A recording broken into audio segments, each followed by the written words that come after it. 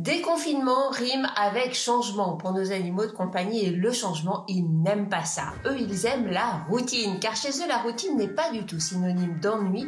Au contraire, elle veut dire sécurité. Chloé, toi, tu es éducatrice canine. Alors, quels conseils peux-tu nous donner pour faire en sorte que nos chiens vivent le mieux possible ce déconfinement? Alors, il y a 3 conseils principaux. Le premier, c'est au moment de votre départ, pensez à laisser à votre chien un jouet d'occupation.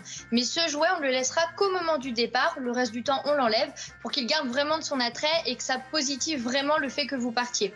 Deuxième conseil, les promenades. Pendant le confinement, on a beaucoup promené son chien probablement. Eh bien, pendant le déconfinement, il va falloir continuer de promener son chien. Et attention, une vraie promenade, c'est au moins une demi-heure de balade et c'est tous les jours. Et même ça, si on a un jardin, c'est vraiment quelque chose de très très très important. Troisième conseil, il faut pour les chiens les plus demandeurs d'attention, penser à ignorer leur demande de contact. Donc ignorer. Ça ne veut pas dire qu'on ne les aime pas. Pas du tout. Et d'ailleurs, on l'ignore. Ça veut dire qu'on le regarde pas, on lui parle pas, on le touche pas, on va pas le gronder de nous demander de l'attention. Et quand il sera passé à autre chose, là oui, on va pouvoir lui accorder son attention. Et ça, c'est très important pour tout simplement qu'il soit un peu plus autonome. Et alors Chloé, un chien qui ne supporte vraiment pas d'être tout seul, comment on va le gérer? Alors, il ne faut pas hésiter à faire appel à un éducateur canin qui va nous aider et qui va surtout proposer un plan de travail qui sera personnalisé à votre chien. Sandy, toi, tu es une grande spécialiste des chats. Comment faire au mieux pour que nos chats vivent bien cette période de déconfinement? Tout d'abord, c'est reprendre une routine la plus stable possible et le plus vite possible, car c'est une chose qui rassure les chats.